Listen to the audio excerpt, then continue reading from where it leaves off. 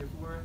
And yeah, just like our case, it actually, it awakes me of my awareness to do some weather risk management in my real life actually. So because of the bad weather. So also for the case, I think what the ARC phase, when it was first established, it's just a grand distributor or something.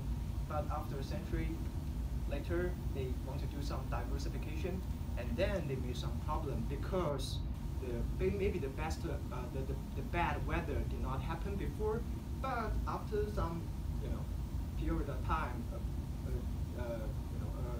bad weather occurs, so they made a great loss to their capitals, and they think it made time to do some risk management stuff. And after these things, they also when they issued public, they take over from their competitor. After that, my teammates will talk about the first question about the poison peer. And we know that poison pill is one of the anti-takeover strategies, and it can effectively overcome the hostile takeover. So in our team's opinion, it is a useful method, even it might be risky in some way. And the advantages are listed on the slides. And for the corporate governance, we think that it can offer time for the board and CRO to revise their business strategy and risk management. And for shareholders, we think that they may concern more about their interests. So in this case, if I were the risk manager of the org company, I would also put forward the poison pill plan. Firstly, if the acquirers take over our company,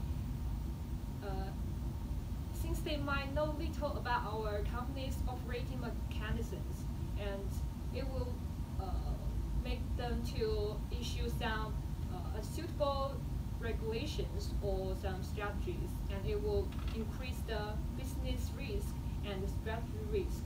And what's more, since both of them are our competitors, so if they acquire our company successfully, it will lead to monopoly.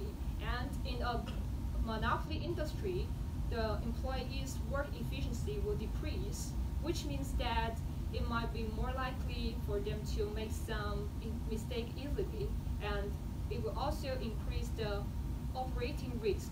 So with all of these increased risk, we believe that it is necessary to issue an poison pill plan.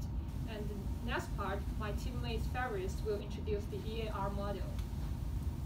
So for our earning at risk model, we decided to go with a multidimensional model since earnings are impacted by multiple various types of risks. So we think they all should be incorporated into one model, a model that has some kind of relationship between pairs of them. So a model would be like the Gaussian couplet distribution, because it models all 6 types of risks and it also has a covariance matrix for them.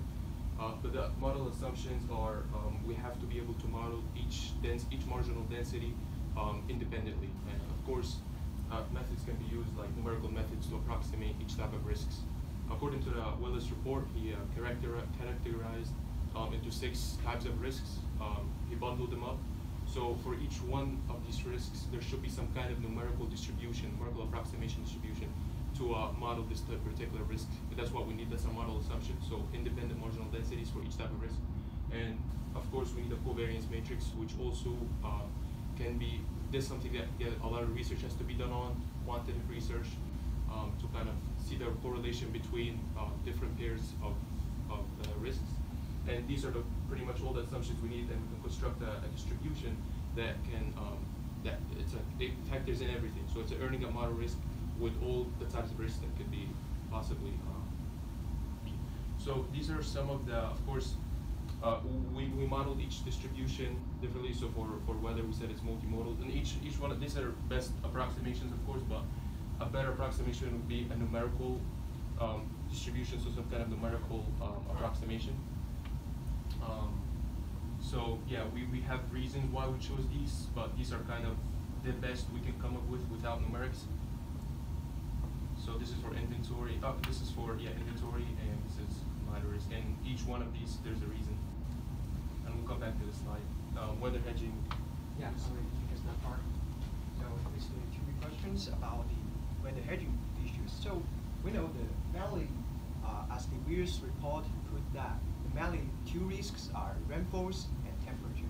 So we try to look for some risk hedging instrument on the market. But after I asked for Bloomberg and also CME Group to some information, I found that maybe the weather options, the weather instrument, it is valuable, but it has some low volume. So if I have now $5 million portfolio to hedging the risk, when I choose those low volume instruments, I may make some problem, which is our operation should lead to a sharply decrease or increase in price. So I think, yeah, we need to focus on these two kinds of risks. But however, I think maybe some American put options and some wheat and corn futures are better for that, because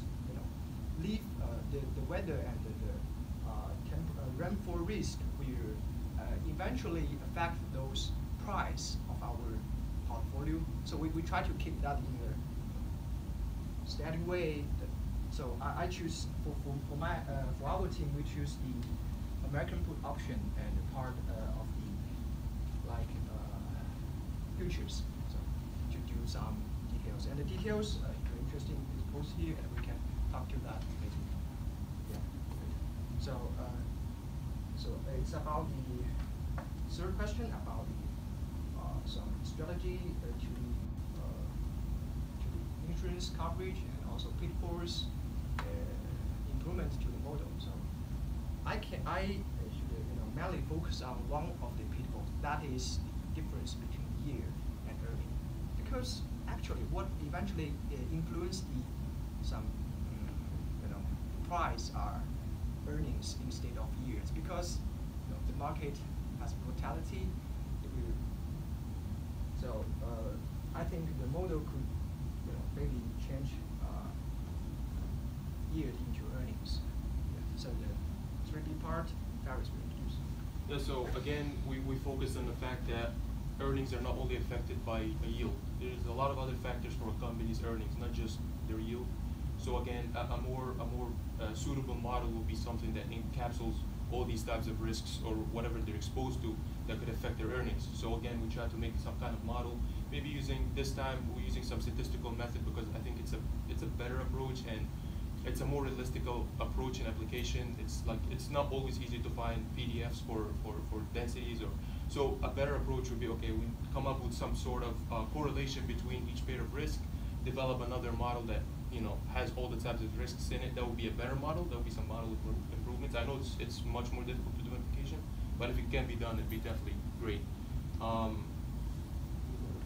So insurance coverage. So for our insurance coverage, this is the slide. This is for insurance coverage. It's kind of since it's kind of, you can't really go to an insurance company and ask them to insure you for weather. So one thing is see what kind of correlation between these types of risks, and maybe higher the insurance. So there's a more correlation. So for example, for counterparty risk, there's more correlation between counterparty and weather. So an insurance company can, so the UG could probably be a little bit more to the insurance company in terms of counterparty risk. So whatever impacts, whatever is correlated more with weather, the UG can pay more to the insurer. And of course, they can provide some research and more quantitative analysis to back their case up. So these correlations, again, something could be done through regression or some kind of try to find the correlation. The more the correlation towards one risk that's correlated with weather, UG should pay more. That's our strategy. I think that's all. That's all. Yeah. All right. Excellent. Okay. So hold on. Okay. 5 minutes. So you did have a little bit more time that you could have went into a little bit more detail, and I'll talk about that in a minute. Yeah. Why don't we start with this slide? So this slide understanding the correlation is a very big problem to this, and you're right in saying that if you understood it, it would be a much better model. When I look at this, I don't know what the colors mean. I don't know, I'm assuming because you're on the diagonal that dark colors mean it's 100% correlated. Lighter colors would mean that it's less correlated. But there's nothing on that sheet that explains that, all right? Yeah. So I think that would be somewhat helpful. Yeah. In terms of presentation styles, I think you all make very good eye contact. You all engage the audience, so I commend each of you for that. You need to be a little bit careful that you're presenting in front of the screen, right? Oh, I'm so sorry for that. So as you're talking, when I'm seeing what's behind you, go back a couple slides, please. Here, Okay. This I thought was great. All right. This, you're identifying the 6 different types of risk. You're saying that each risk has its own distribution, but in the graph and in your voice, I know what it is, but you're not helping me get there, right? You're not telling me why commodity is a normal curve. You're just showing a picture of the normal curve, right? You're not enhancing it. You're not talking about how weather, or environmental. Each one of those, you picked a different loss distribution for every one of those. I thought you said we'll go into later why you picked those, but I never heard the later. Just as a presentation. From a, you could add 2 or 3 bullet points for each one of these as to why you think that's the best distribution. That would have enhanced this a lot. All right. It's a great thought process. I commend the thought process in looking at it. I just think that you could have done a little bit more to enhance the communication of it.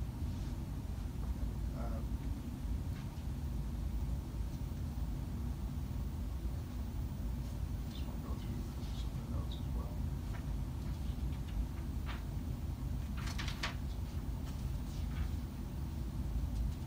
I don't know if you guys have some specific So notes as maybe Ken introduced himself.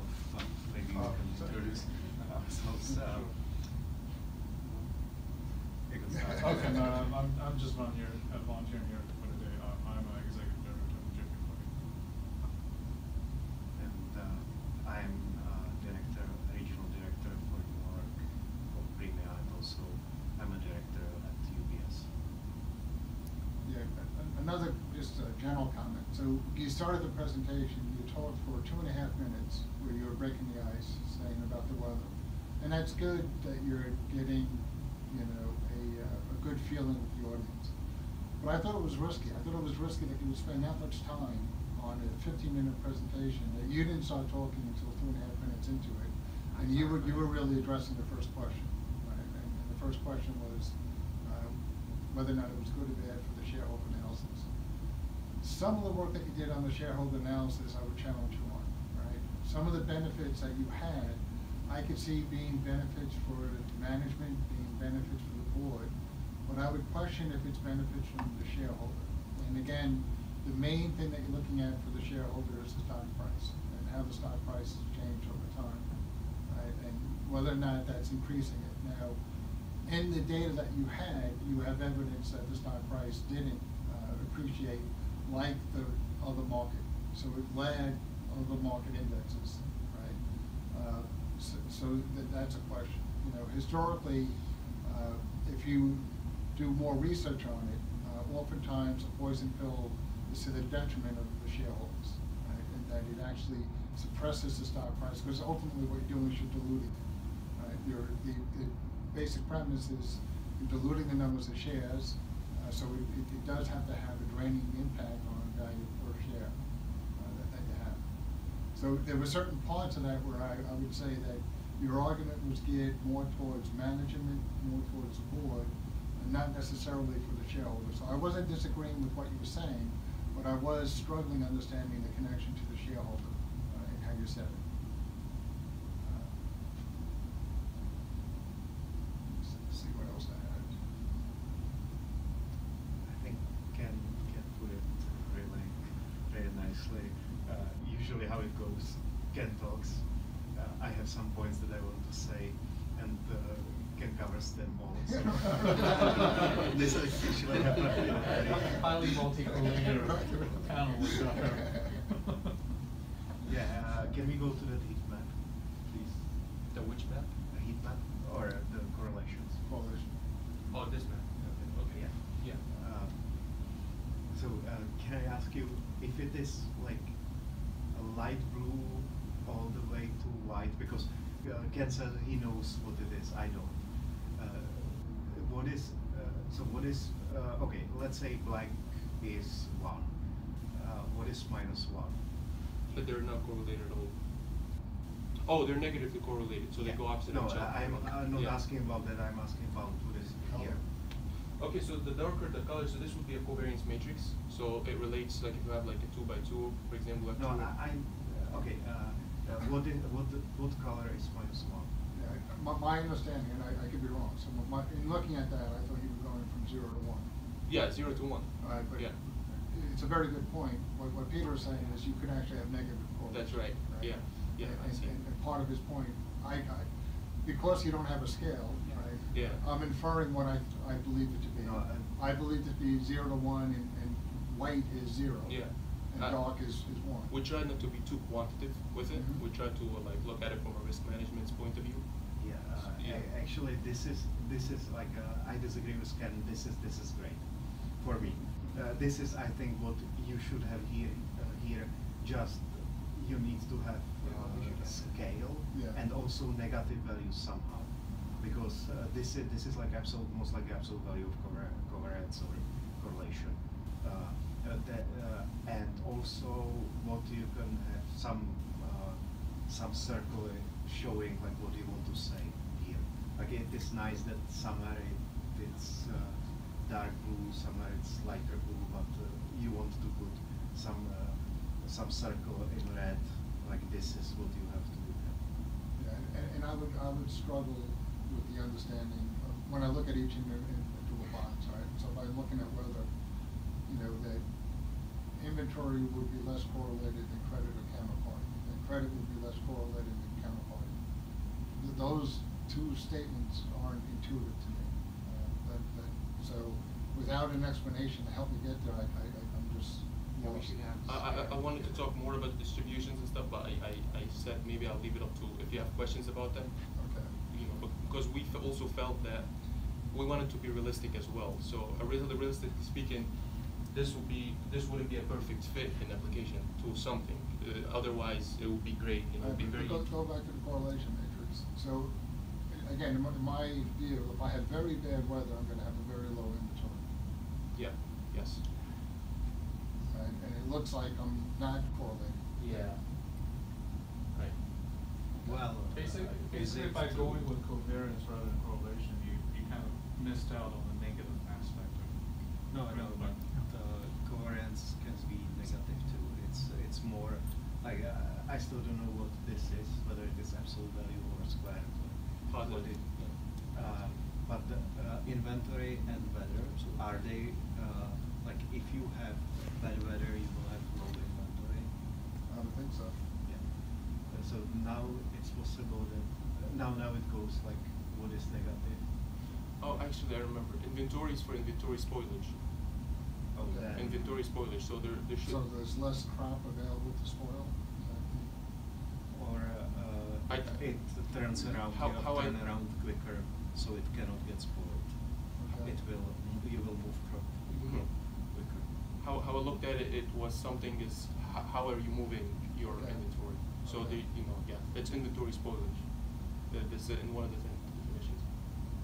Okay. Something like commodity and weather would be both. This would be both correlated because the commodity is your inventory. The prices fall while you hold in your inventory. So I can see some correlation there. The more inventory you have, the more you're exposed to losing more money. Okay.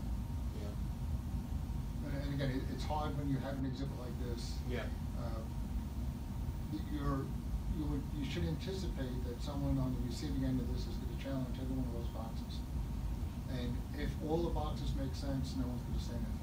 If one of the boxes stands out as being on, they're going to call you on it, right? And they're going to say, why is this the case? the presentation I think is great, but I would be very careful in making sure you're able to explain every single shade in relation to each other for something like this. Any questions about the distributions? But again, in looking at it, I think you were right in picking the distributions that you did for each of the risks. I had no issue with that. I just thought it could have been a little bit more verbiage behind it. And also, you are at the beginning of your career, so don't get discouraged. Yeah. Like, we made so many presentations, and we are still, or at least I am doing still same Okay. issues. as It's well. like, us, it's like we do not, actually grasp the risk when we encounter that. So it's like, I want to try something, maybe I don't know it is risky or not. So I think it may be a good choice to do like, just say something. Were you aiming for 10 minutes, or was this faster than you had anticipated? Yeah, I think I'm a little nervous, so I speak Okay. little hours. Because I think it's also important to be able to fill up the time, right? You only have, in a real board situation, you have a limited window or opportunity in front of a senior member to press them to make your story. They give you 15 minutes. You want to maximize your use out of those 15 minutes. Most people are the other way, so they have too much information, Right. and they find themselves cutting short. The only way that you can do that is just do dry runs, right? Actually physically go through the presentation and time yourself and see how long it takes to go through it. And then you can sense as to, do you have time to add more information, or are there other things you want to say or not. But very well done. A lot of very good information there. Thank you. Thank you. Thank you.